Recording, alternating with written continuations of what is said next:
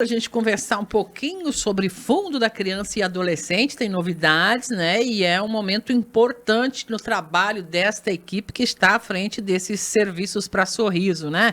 O Renato Ferreira, que é o responsável, presidente deste conselho, é presidente ou coordenador? Presidente Marlene, Presidente, bom dia, seja bem-vindo. Obrigado aí pelo espaço novamente. Bom dia aí aos amigos ouvintes da rádio, né? Satisfação. Na companhia dessa pessoa que é Marlene. Essa voz é imensurável. E é sempre uma satisfação estar aqui com vocês e poder contribuir, poder informar a população sobre as ações do Conselho Municipal da Criança e Adolescente e também as ações do Fundo Municipal dos Direitos da Criança e Adolescente. Trabalham em conjunto, paralelo, uma coisa depende da outra, né, Sim, Renato? sim. E esse é um momento importante que a gente dizia justamente da abertura do edital de chamamento para quem utiliza o recurso, é isso? Isso. Agora nós estamos aqui divulgando hoje a abertura do edital 01 de 2025, edital de chamamento público para a organização da sociedade civil, credenciada no CMDCA, que desenvolvem trabalhos de fortalecimento de vínculo, de atendimento de crianças no contraturno escolar e outras situações dos eixos, né? Então, o edital está publicado no site da Prefeitura Municipal de Sorriso, né? Lá na Casa do Conselho também a gente tem alguma situação que pode ser passada de informação. E estamos aí em busca de organizações da sociedade civil que desejem trabalhar com criança e adolescente no ano de 2025, 2026. Dá para passar características sem muita delonga de como é essa instituição que pode se inscrever aqui? Hoje, na verdade, assim, a lei do ECA ela estabelece os critérios e a 13019 também estabelece outros critérios de parceria.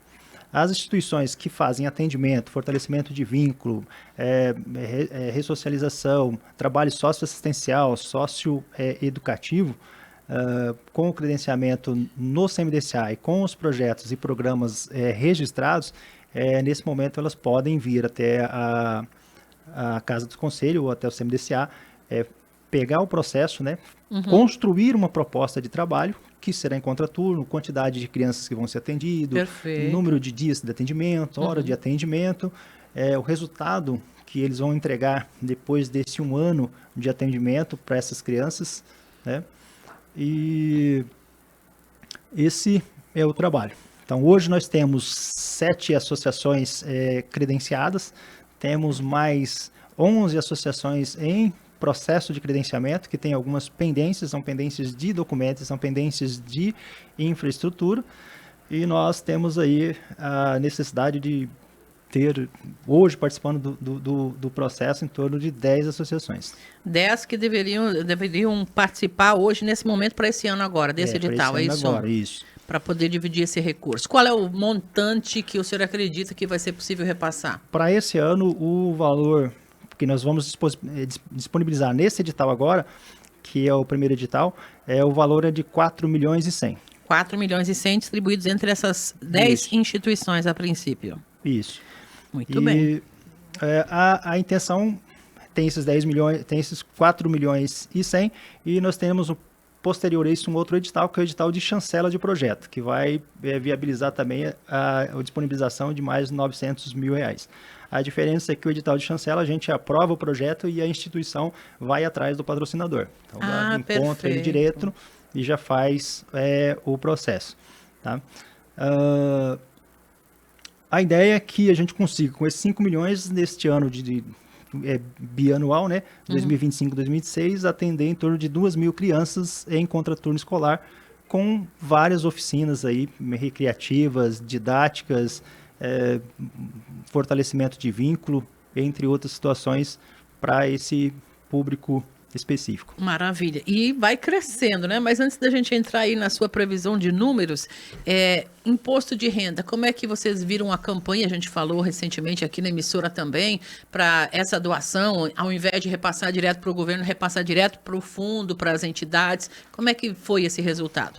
Nós vamos colher agora esse resultado no final do mês de julho, então a Receita Federal ela manda para a gente o extrato dos contribuição, né? A nossa expectativa, eu acredito que em função do ano passado, chegamos esse ano aí em torno de 2 milhões e 100, 2 milhões e 200 ou até mais. mas é uma expectativa boa. Então, agradecer vocês pela abertura do espaço, de levar essa informação e de pedir também as doações para o fundo. E essa é uma fase complementar. Então, assim, para as pessoas entenderem que no primeiro momento houve a doação chega no fundo e ela fomenta os anseios dos projetos, fomenta os que a gente chama de sonhos de amor, sonhos de amar, de distribuir, de atender essas crianças. Na vez anterior, então, nós já havíamos falado, hoje nós temos em torno de 8.235 crianças cadastradas no Bolsa Família. Dessas 8.000, hoje nós conseguimos atender 2.000. O CREAS, o CRAIAS, o CREAS e o CRAS, e o esporte, a cultura também consegue atender lá mais uns 2, 3 mil. Então ainda temos uma demanda reprimida. Temos essas organizações da sociedade civil que hoje estão em processo de credenciamento e autorização de trabalho, que devam atender em torno de mais umas 1.500. O ideal é que nós consigamos credenciar todas elas, poder monitorar e acompanhar o trabalho, fazer as capacitações de treinamentos, fazer as indicações das montagens de equipes, os planos de trabalhos, os planos de desenvolvimento individual de cada criança que está lá, as tipificações de atendimento, para que a gente consiga criar metas e avaliar elas dentro do processo de desenvolvimento. Se a gente conseguir condicionar isso, a gente vai estar fazendo o necessário, que é as mudanças dos cenários que a gente encontra hoje. Perfeito. A expectativa para, o senhor dizia, até 2030 é de ter 4.000 atendimentos aí, 20 instituições credenciadas e distribuindo 10 milhões via fundo, é isso? Isso. Então, para essa situação, a gente precisa trabalhar agora com o PPA. Então, o município abriu o PPA, que é o Planejamento Plurianual. Ele vai de 2026 a 2030, e o Conselho reuniu, fizemos alguns apontamentos e a gente trouxe uma proposta. A proposta foi recebida pela comissão.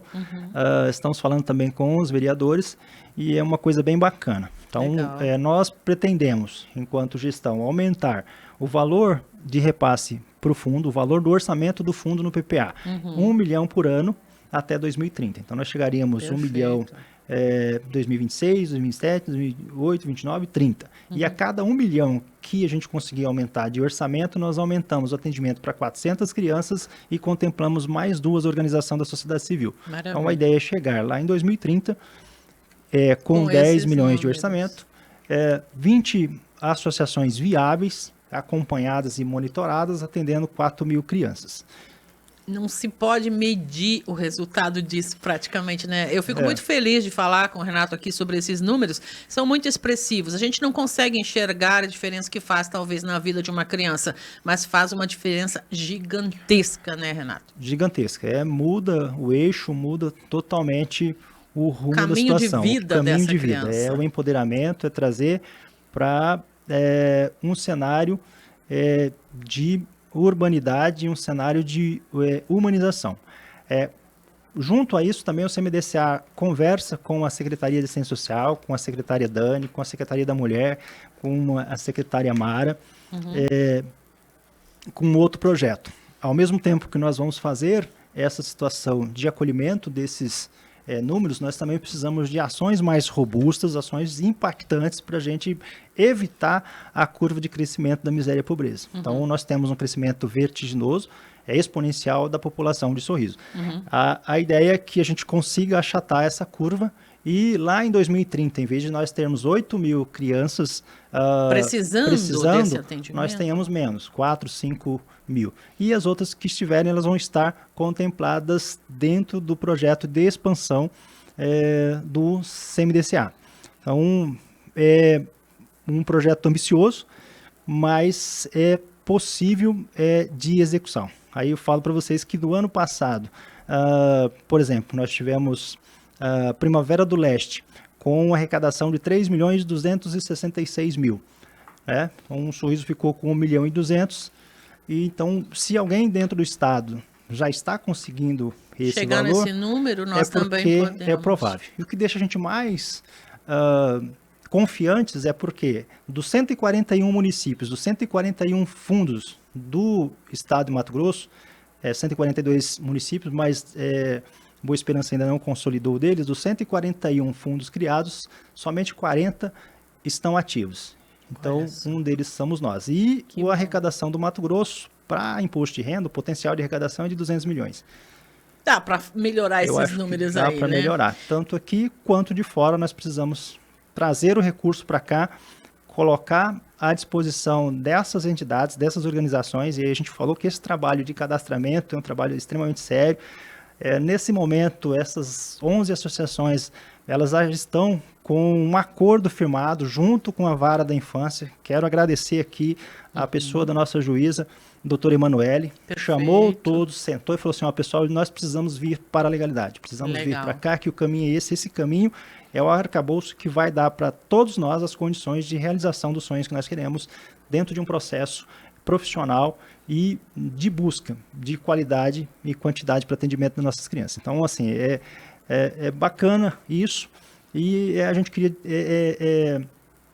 divulgar e socializar com vocês essa informação. Então, a sociedade precisa entender, precisa saber que quando ela fizer a doação para o fundo, ela vai estar colocando um tijolinho nesse castelo que nós gostaríamos de criar e nesta realidade que nós temos o dever e a obrigação de mudar. Aplausos, fico muitíssimo feliz de falar sobre isso, repito aqui, porque nós estamos realmente com as ações de toda essa galera aí que estamos ouvindo, né? E com você, cidadão, que também se disponibiliza a conversar com o contador e dizer, olha, eu quero destinar um pouquinho do meu imposto de renda para o fundo, porque não é muito, tem as regras todas respeitadas lá, não faz diferença para o cidadão, ele não vai gastar mais com isso de nenhuma forma, mas tudo isso junto, né? A gente está saindo do discurso de cuidar das crianças, estamos na prática, isso é fantástico. Né, Renato?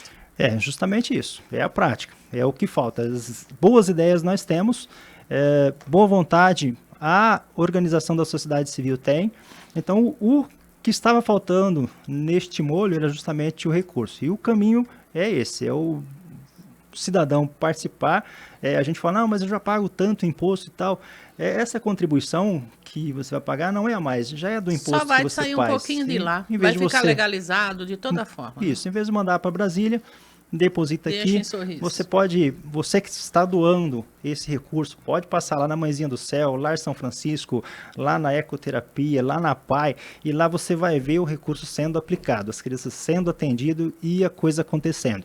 E nós temos uma obrigação moral e assumimos um compromisso com vocês o tempo todo de que não saia um centavo do fundo que não seja para finalidade devida. Sem a comprovação, né, Renato? Sim. Que fantástico. Sempre de portas abertas aqui, a gente precisa ir encerrando. Tem mais alguma coisa que você precisa dizer para nós aí nesse momento, Renato? Dizer para vocês só muito obrigado. Obrigado, Sociedade de Sorriso, pelo apoio, pelo carinho, pelo acolhimento. E nós seguimos aqui trabalhando e tentando construir uma sociedade cada vez melhor.